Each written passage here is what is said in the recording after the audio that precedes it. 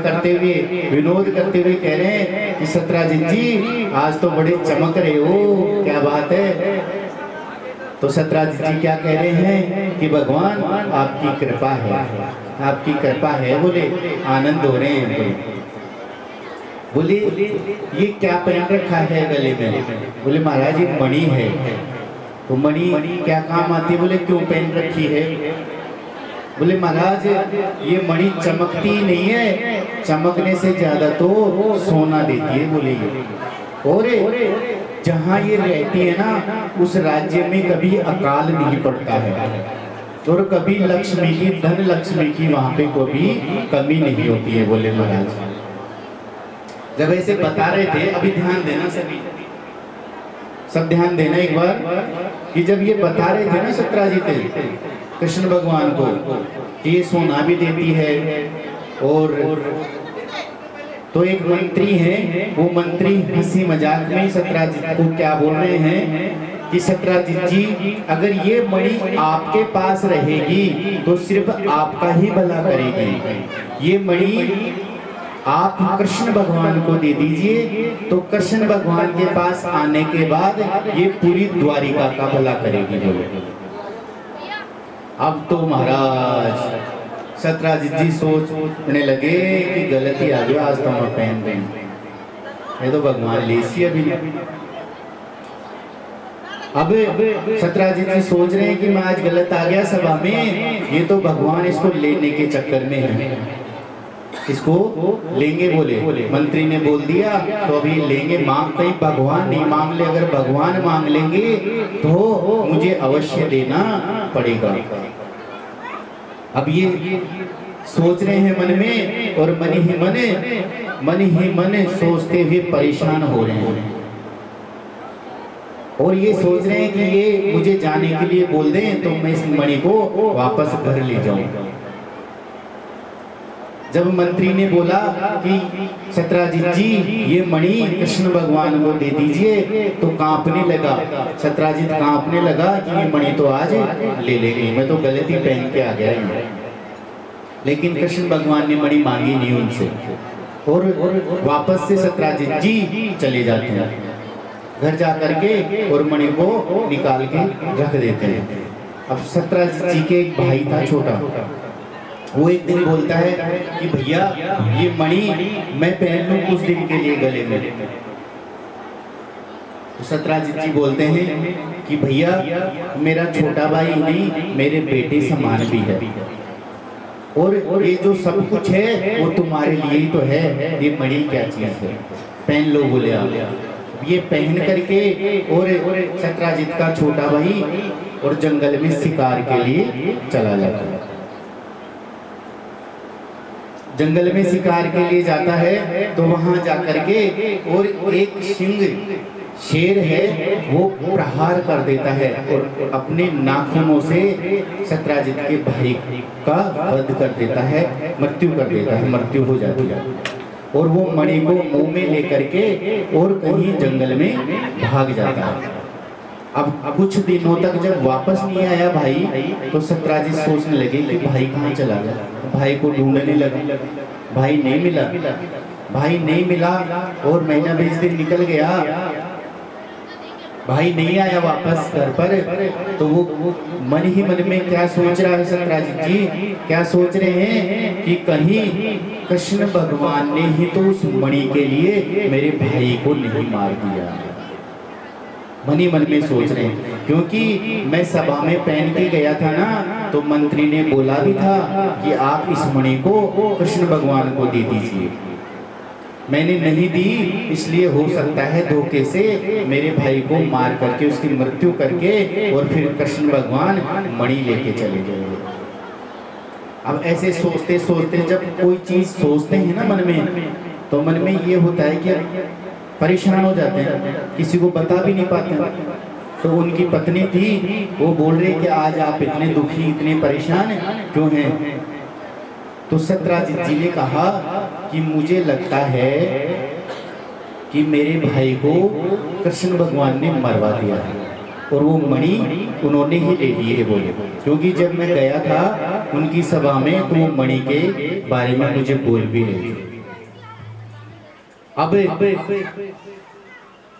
अब देखिए पत्नी को बता दिया उन्होंने, सत्राजित ने अपनी पत्नी को बता दिया। अभी माताओं के तो कोई बात पेट में रुकती नहीं है।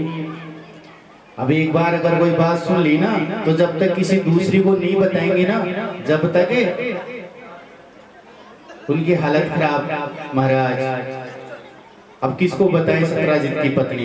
अब सत्राजित जी ने मना कर दिया कि अभी आप किसी को बताना मत, ये कन्फर्म नहीं है, क्योंकि मेरा शक है कि हो सकता है कृष्ण भगवान ने ही मेरे भाई को मारा होगा मणि के लिए, तो किसी को अभी बोलना मत। लेकिन वो सत्राजित की जो पत्नी थी, वो अपनी सहेली को जाकर के क्या बोलती है कि देख बहन, किसी को बताना मत। लेकिन हमारा देवर ने तो कृष्ण भगवान मरवा दिया। बोले क्यों? बोले मणि की खातिर। क्या बोली कि मेरे देवर को कृष्ण भगवान ने मरवा दिया है क्योंकि मणि चाहिए थी उनको। इस मणि के खातिर वो 160 तोला सोना रोज देती थी। इस मणि की खातिर मेरे देवर को मरवा दिया कहीं पे, और मरवा करके और उसको कहीं फिकवा दिया है बोले, और मणि खुद ले ली। अब ऐसा सुनते ही सहेली ने क्या किया, 1 से 2, 2 से 4, वो तीसरी को बताई, तीसरी से चौथी को, 5 को पता लगा, 5 से 50 को, 50 से पूरी द्वारिका में फैल गई बात कि कृष्ण भगवान तो हत्यारे हैं, भाई के भगवान हैं, क्या है, कुछ भी नहीं है, एक मणि की खातिर हत्या करवा दी भाई। चारों तरफ फैल गई बात। अब जब चारों तरफ फैल गई तो कृष्ण भगवान के पास भी पहुंची वो बात कि महाराज चारों तरफ ये बातें चल रही है कि मणि की खातिर आपने सत्राजित के भाई को मरवा दिया बोले, और मणि आपने ले ली बोले। अब भगवान बड़े, कृष्ण भगवान दुखी हुए कि ऐसा गलत पाप तो मैं कभी कर ही नहीं सकता। लेकिन जब पूरी द्वारिका में ये चीज फैल चुकी है और सब बोल रहे हैं, तो ये तो मेरे ऊपर एक कलंक है, कलंक लग गया भगवान पर, भगवान के ऊपर कलंक लग गया कि एक मणि की खातिर भगवान ने हत्या करवा दी। अब भगवान उस कलंक को उतारने के लिए उन सत्राजित के भाई को ढूंढने के लिए निकल जाते हैं। जंगलों में जंगल जंगल भटक रहे हैं ढूंढने के लिए, और उस मणि को ढूंढने के लिए भाई को भी लेके आऊं और उस मणि को भी लेके आऊं और सत्राजित को वापस लौटाऊं और मेरा कलंक दूर हो। तो ढूंढने लेके जाते हैं। अब जंगल में जाते जाते सत्राजित का भाई उनको मरा हुआ मिल जाता है, और शेर के नाखूनों के निशान मिल जाते हैं। तो भगवान समझ गए सब कि ये शेर ने, सिंह ने इसकी हत्या कर दी शिकार के लिए, और मणि को कहीं मुंह में दबा करके कहीं चल दिए, ले गए। अब उस शेर के निशानों को देखते देखते और सत्राजित का जो ये कलंक लगा था उसको मिटाने के लिए चल देते हैं जंगल की तरफ भगवान कृष्ण। और कृष्ण भगवान जाते जाते एक गुफा में चले जाते हैं। उस गुफा के अंदर जामवंत जी रहते थे। तो जो शेर है वो जो मणि को लेके गया था उस गुफा में चला गया था। उस गुफा में जाने के बाद में जामवंत जी ने उस शेर को मार करके उस मणि को खुद ले लिया था। जामवंत जी ने, जामवंत जी ने खुद मणि लेकर के, और उनकी एक कन्या थी, उसका नाम था, जामवंत जी की कन्या का क्या नाम था? सबको पता है, बताओ क्या नाम था? हाँ, जामवंती, जामवंती थी। तो उसको खेलने के लिए वो मणि दे देते हैं कि आप इससे खेलो।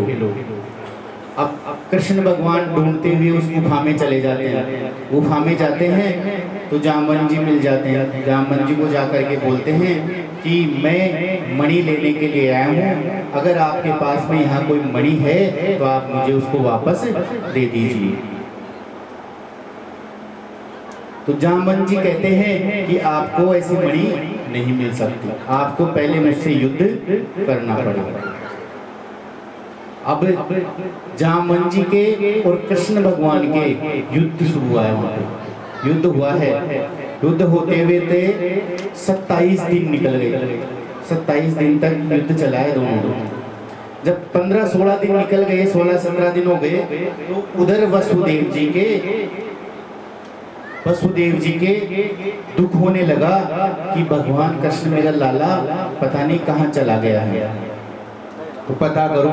पता किया तो बोले भगवान तो जामवंत जी के गुफा में चले गए। तो वसुदेव जी के दुख होने लगा कि अगर वहां जामवंत जी मिल गई ना तो जामवंत जी मार डालेंगे, लाला को मार डालेंगे। और माँ बाप के तो यही रहता है, चाहे बच्चा कितना ही बड़ा हो जाए छोटा सा ही रहता है लाला, तो मेरे लाला को तो जामवंत जी मार देंगे। उनकी परेशानी बढ़ने लगी। अब जैसे ही पूरी द्वारिका में ये पता लगा तो पूरे द्वारिकावासी परेशान होने लगे कि कहीं जामवंत जी कृष्ण भगवान को मार तो नहीं दिए। 16-17 दिन हो गए अभी, और अंदर युद्ध चल रहा है 16-17 दिन से दोनों का। तो वसुदेव जी यहाँ माँ भगवती, माँ दुर्गा को याद करते हैं, उनको याद करते हैं कि माँ मुझे कोई रास्ता दिखाओ, मैं क्या करूं मेरे लाला के लिए कि उसकी जान बच जाए और वो वापस आ जाए, कोई रास्ता दिखाओ। तो वहां से माँ ने रास्ता दिखाया, नारद जी भगवान को भेजा। नारद जी आए वहां द्वारिका। नारद जी आकर के बोल रहे हैं, हे वसुदेव जी क्या बात है, क्यों परेशान हैं आप? तो वसुदेव जी कह रहे हैं कि महाराज नारद भगवान ऐसे लाला है वो जामवंत जी की गुफा में गया है और मुझे ये डर लग रहा है, 16-17 दिन हो गए अभी वापस नहीं आया है, तो कहीं जामवंत जी ने कुछ गलत तो नहीं कर दिया, कुछ मेरे लाला के हो तो नहीं गया। तो नारद भगवान कह रहे हैं कि हे वसुदेव जी आप उस भगवती पर, उस राज राजेश्वरी पे विश्वास रखो, आपके लाला के कुछ भी नहीं होगा। और उस भगवती की आराधना करो, उसकी अर्चना करो, उसके गुणगान करो। तो वसुदेव जी कह रहे हैं उसके लिए मुझे क्या करना है? बोले आप 9 दिन तक, अगर भक्तों पर कोई कष्ट आता है तो 9 दिन तक बैठ करके और देवी पुराण का श्रवण करना चाहिए, जिससे माँ भगवती सारे कष्टों को दूर कर देती है। तो आपके इस कष्ट का भी माँ भगवती ही करेगी। इसके लिए आप नवाह यज्ञ, जो 9 दिवसीय यज्ञ है, देवी पुराण की जो कथा है उसको श्रवण करो और सभी द्वारिका वासियों को सामने बिठा करके सभी को श्रवण करो। अब यहाँ नारद भगवान व्यासपीठ पर बैठ करके और देवी पुराण की कथा, माँ के चरित्रों का गुणगान नारद जी और सारे द्वारिकावासी और वसुदेव जी मिलकर के कर रहे हैं। जैसे ही 9 दिन हुए, जैसे ही 9 दिन की कथा हुई, 9 रूपों की, 9 स्वरूपों की कथा संपन्न हुई, और उधर से कृष्ण भगवान और जो जामवंत जी के युद्ध चल रहा था, तो जामवंत जी 9वें दिन हार मान लेते हैं। 27 दिन हो जाते हैं उस दिन, इधर 9 दिन होते हैं, उधर 27 दिन हो जाते हैं। तो 27वें दिन हार मान जाते हैं। हार मान के हाथ जोड़ के खड़े हो जाते हैं और कहते हैं कि भगवान आप साधारण पुरुष नहीं हैं, आप कृष्ण नहीं हैं, आप तो मेरे राम हैं, आप तो मेरे राम ही हैं। अब कृष्ण भगवान कहते हैं कि जब आपने भगवान मान लिया, आप समझ गए, तो वो मणि मुझे वापस कर दो, मैं तो मणि लेने आया हूँ, आपसे युद्ध करने नहीं आया। तो जामवंत जी कहते हैं कि कृष्ण भगवान मैं आपको मणि नहीं दे सकता। बोले क्यों नहीं दे सकते? बोले वो मणि है ना, मैंने मेरी पुत्री को दे दी है, पुत्री को, कन्या को गिफ्ट कर दी है, और एक बार दी हुई चीज मैं बेटी से वापस कैसे ले सकता हूँ। देखो कितनी बड़ी ज्ञान की बात बताई है देवी पुराण में कि एक बार अगर कोई चीज अपनी बहन बेटी को दे देते हैं तो वापस कभी नहीं लेना चाहिए। लेकिन आजकल तो लव मत हनबा दी दो वापस मन पाछी दो, आजकल तो सारी ने खा जाओ बहन बेटी, पैसा टका छोड़ तो धन संपत्ति सब खा जाओ, देखो छोड़ तो ले और ले। पर देवी पुराण में देखो ज्ञान की बात बताई है कि एक बार दी ही मैं वापस कैसे मांग सकता हूँ मेरी पुत्री से। अगर भगवान आपको मणि चाहिए, मणि लेनी है, तो मैं एक काम कर सकता हूँ। बोले वो क्या? कि मैं वो मेरी कन्या ही आपको दे सकता हूँ, आप उसके साथ में शादी कर लो और मैं कन्यादान कर देता हूँ। और अब जब कन्या आपकी हो गई तो वो मणि भी आपकी हो गई। आपकी बोली राजराजेश्वरी मैया की। अब वहां जामवंत जी ने कन्यादान किया अपनी पुत्री का और जामवंती को विवाह करके कृष्ण भगवान वहां से द्वारिका लेकर के आए, उसके साथ में मणि लेकर के आए। अब उधर जैसे ही आए तो जय जयकार होने लगी, माँ भगवती की जय जयकार। कि देखो ये जो 9 दिन की कथा करी ना, उससे माँ भगवती ने लाला को तो भेज दिया, लेकिन लाला के साथ में लाडी भी आ गई, दुल्हन भी आएगी। बोले तो सब जय जयकार करने लगे, माँ भगवती की आराधना कर रहे हैं, मंगल गान कर रहे हैं, माँ को रिझा रहे हैं, भजन कर रहे हैं, सभी नृत्य कर रहे हैं और इस प्रकार से नृत्य कर रहे हैं। माता जी बोल कृष्ण कन्हैया लाल की। अरे जय करे तो लगाओ भाई, एक बार ऐसे जयकारा लगाए जगदम्बा माता का। बोल जगदम्बा मैया की जय हो। एक भजन कृष्ण कन्हैया लाल का। अरे लगड़ी को ना छूटे रे काना सूपी तड़ले। अरे तो लगड़ी को ना छूटे रे काना सूपी तड़ले। अरे तोड़ा सूपी को ना छूटे रे काना सूपी तड़ले। ओ तोड़ा सूपी को ना छूटे रे काना सूपी तड़ले।